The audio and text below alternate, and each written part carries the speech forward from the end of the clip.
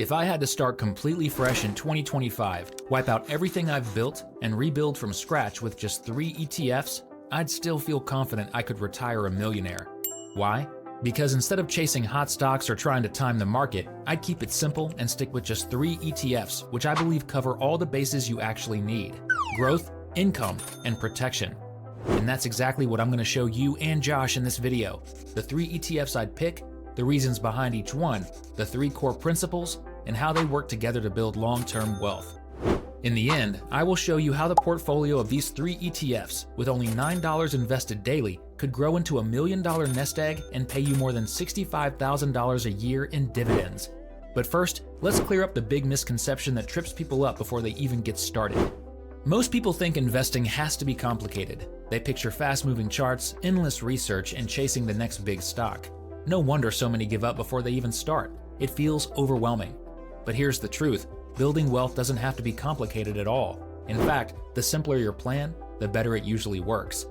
The greatest investors of all time, Warren Buffett, Charlie Munger, Jack Bogle, have all preached the same thing: keep it simple.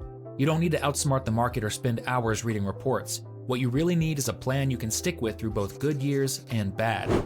And here's the secret: consistency beats genius.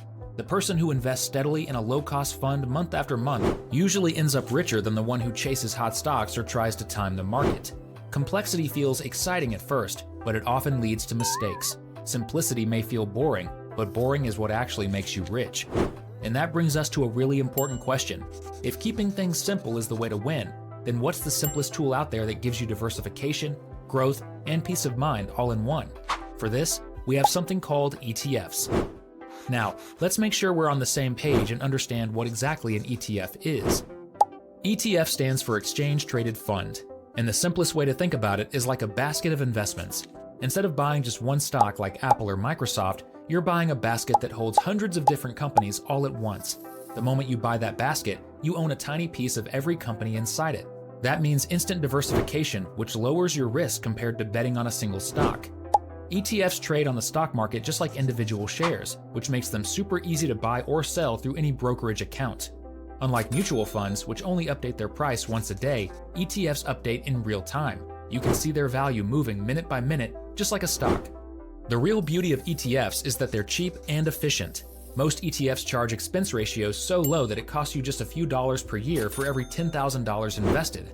Compare that to actively managed mutual funds, which can charge 1 or 2%, hundreds of dollars in fees every single year.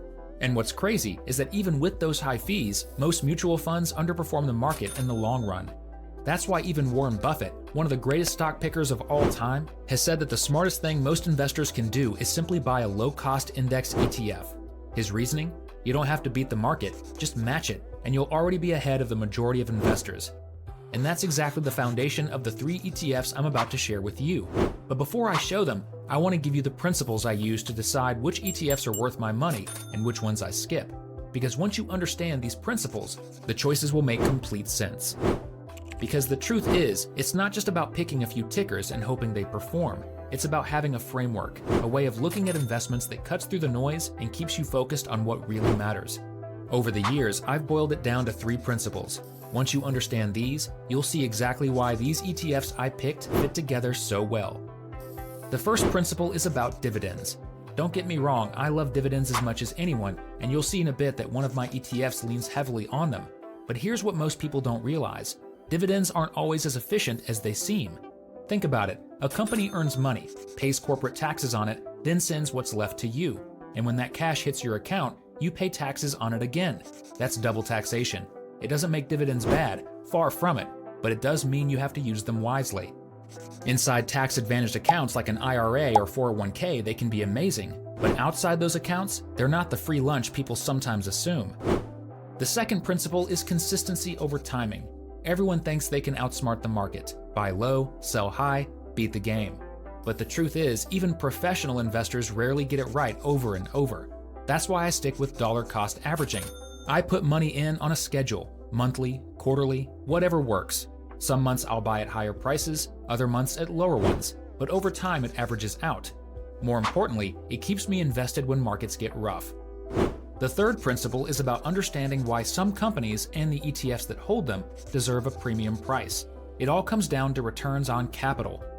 Imagine two friends each start a lemonade stand with $1,000. One makes 10% on that money every year, so after a year they've got $1,100. The other makes 30%, so after a year they're at $1,300. At first the difference is just a couple $100, not a big deal, but over a decade it compounds into something massive. The 30% lemonade stand reinvests its profits at 3 times the speed, and soon it pulls so far ahead that the 10% company can't even compete. That's why companies like Apple, Microsoft, or certain healthcare innovators often look expensive when you first see their stock price, but they're so good at compounding, at turning each dollar into more dollars, that over time they can completely run away from the competition. So those are the 3 principles. Be smart about dividends, trust consistency over timing, and value companies that compound at high rates of return. That's the lens I use for every decision. And now that you have that lens too, it's time to apply it and start looking at which ETFs actually deserve a place in this portfolio. In the end, I will show you how the portfolio of the 3 ETFs I selected, with only $9 invested daily, could grow into $1 million nest egg and pay you more than $65,000 a year in dividends. But first, my selection criteria. I have a criteria that I apply before I ever choose an ETF, because not all ETFs are created equal. There are thousands out there, and a lot of them are designed more for marketing than for actually helping investors build wealth. So before I buy anything, I put it through a checklist to make sure it deserves a place in my portfolio. The first thing I look at is history. I want to see how the fund has performed across different market cycles, the booms, the busts, everything in between.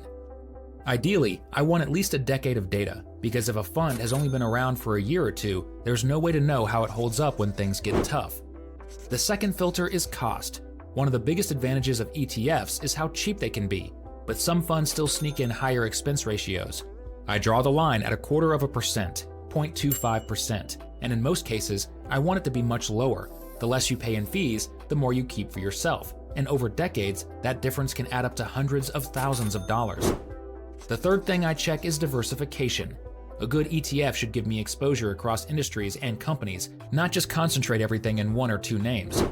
Finally, I look at liquidity and size. I want a fund that's widely traded and has plenty of assets under management. That way I can buy or sell without worrying about getting stuck, and I know the fund is likely to be around for the long run. These are the standards I hold every ETF to, and that's how I selected the 3 ETFs. The first one is what I like to call the dividend workhorse. When I think about building a portfolio that can last decades, Schwab US Dividend Equity ETF with the ticker symbol SCHD is the one ETF that always comes to mind first. SCHD is built around one simple principle: owning high-quality US companies that consistently return cash to shareholders. And when I say high quality, I don't just mean big names. I mean businesses with a track record of profitability, strong balance sheets, and reliable dividends that not only pay out, but also grow over time. Now, SCHD isn't the type of fund that's going to double your money overnight. Over the past year, it's basically been flat, up just about 0.5%. But zoom out to 5 years and you see more than 43% growth. Stretch that out to a decade and the returns are over 124%. That's not as explosive as a tech-heavy ETF, sure, but here's the trade-off. SCHD comes with way less drama. Lower volatility means you can hold it through the ups and downs without losing sleep. And when you're thinking 20 or 30 years ahead, stability matters just as much as growth. Where SCHD really shines is dividends. Right now, the yield is about 3.75%, and it's not just the size of the payouts, it's the consistency. This fund has a track record of growing those payouts every single year. In fact, its 10-year dividend growth rate is around 10.77%. The holdings tell the story too. Companies like Chevron, PepsiCo, and Cisco dominate the top spots. These aren't flashy high-growth names, but they're reliable giants with deep moats. SCHD leans into sectors like consumer defensive, healthcare, and energy, areas that tend to hold up even when the economy wobbles. It's that balance of resilience and steady growth that makes SCHD the bedrock of this portfolio. So while SCHD might not grab headlines with explosive gains, it's the ETF that builds wealth in the background year after year. And once you've got that foundation in place, then you can start layering on something with a little more firepower. That's where the next ETF comes in. QQQ, the growth engine of this portfolio. The Invesco QQQ ETF tracks the NASDAQ 100, which means it's packed with the most innovative and fastest growing companies in the world. It's a direct line into the beating heart of technology and modern business. Companies like Apple, Microsoft, and Nvidia. Looking at the numbers, QQQ has been nothing short of a growth machine. Over the past year, it's been up more than 21%. Stretch that to 5 years, and it's doubled. Look out over a full decade, and it's up a staggering 463%. That's the raw strength of innovation-led investing. Now, QQQ isn't built for dividends. Its yield is tiny, just about 0.5%, so it won't do much for your income today. Instead, its value comes from growth. These are companies that reinvest their profits back into expansion, innovation, and capturing more of the market. And that reinvestment is what drives those incredible long-term returns. Of course, there's a catch. With higher growth comes higher volatility. QQQ moves fast, and sometimes that means sharp drops along the way. Its volatility is significantly higher than SCHD's, which can make the ride a little nerve-wracking if you're checking your portfolio every day. But when you zoom out and focus on decades, not months, those dips become just tiny blips on a long upward trend. That's why QQQ and SCHD balance each other so well. SCHD keeps you grounded with stability and income, while QQQ pushes your wealth higher with explosive growth. It's the yin and yang of investing, safety on one side, opportunity on the other, and together they make a powerful core. But even with both of those in place, there's still one more piece we need to complete the puzzle, a fund that adds stability by reaching beyond US borders. That's where the third ETF comes in. The iShares International Equity Factor ETF is designed to spread your risk beyond US borders, giving you access to global companies that often move differently from American markets. And in investing, diversification is a shield. It protects you when one region stumbles. Over the past year, it's been up about 18.5%. Over 5 and 10 years, the growth has been solid at around 45%. Now, those numbers aren't as jaw-dropping as QQQ's rocket-like growth or as income-heavy as SCHD, but that's not the point. INTF adds stability.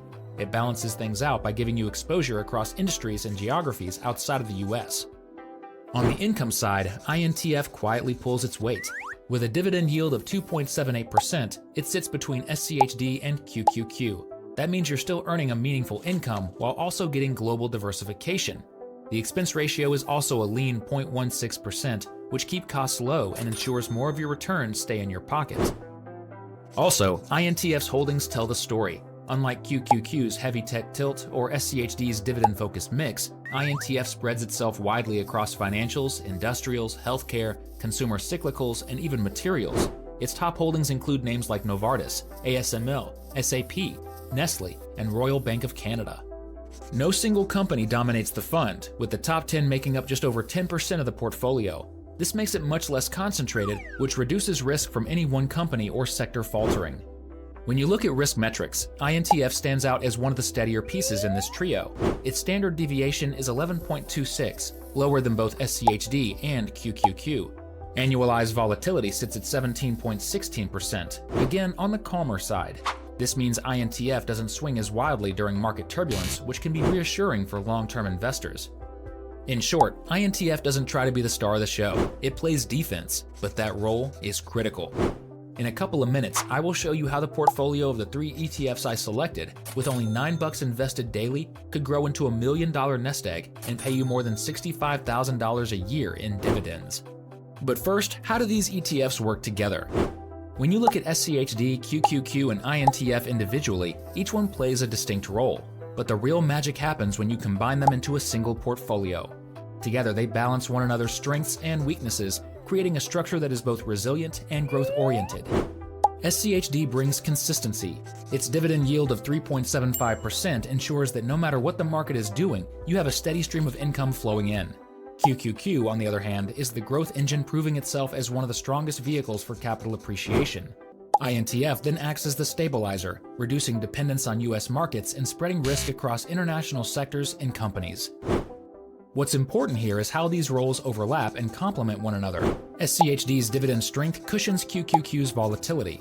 QQQ's explosive growth compensates for SCHD's slower share price appreciation. INTF, with its global diversification, steps in to smooth out market shocks when US equities stumble. From a risk perspective, this mix is also smart. SCHD and INTF keep volatility lower, while QQQ, although riskier, provides the outsized returns that drive wealth building. This trio isn't designed to chase the hottest trend or the biggest short-term gain. It's built to do 3 things at once: grow your wealth, pay you along the way, and protect you when markets get rough. And the best way to see that in action is by looking at the actual portfolio allocation. Here's how I'd break it down. SCHD takes the biggest slice at 40%. With a dividend yield of 3.75%, a 10-year dividend growth rate of around 10.77%, and annual share price appreciation close to 7.84%, it gives you both steady income now and reliable dividend growth for the future. This is your base layer. Right now, SCHD, at 40% of your allocation, offers a current dividend yield of 3.75%, a 10-year dividend growth rate CAGR of 10.77%, and an annual share price appreciation of 7.84%. This makes it both a strong source of immediate income and a reliable driver of future dividend growth. Then we've got INTF at 30%. Its dividend yield is about 2.78%, but what really stands out is its dividend growth over the past decade, nearly 19.4% a year. Price appreciation has been more modest at about 3.9% annually, but that's not its job. Finally, QQQ rounds things out with the last 30%. Dividends here are basically an afterthought at just 0.49%, but that's not why you own it. Its strength is pure growth, with an average annual price appreciation of nearly 18% over the past decade. When combined, the portfolio as a whole stands at a 100% allocation with a weighted current dividend yield of 2.48%, a weighted 10-year dividend growth CAGR of 13%, and an annual share price appreciation of 9.67%. This mix means you're positioned with a balance of steady income and strong growth. And to really understand how powerful that combination can be, let's look at what it means for your wealth if you stick with it over the long run. Say you start with a daily contribution of $9. At first, it doesn't look like much. After the first year, your account balance is pretty much just what you put in, and that is $3,285. By year 10, though, things start to take shape. Your balance will grow to about $60,000 and dividends will be at roughly $2,000 a year. Fast forward to year 20, the portfolio will be valued at around $278,000 with dividends of about $11,000 every year. But it's at year 30 that the strength of compounding really shows up. By then, the portfolio pushes past $1.2 million and the dividends alone rise to about $67,000 a year, more than $5,500 every single month. Want to know how to turn a one-time $500 investment into a portfolio that pays over $5,000 in monthly dividend income? Click the video on screen to find out.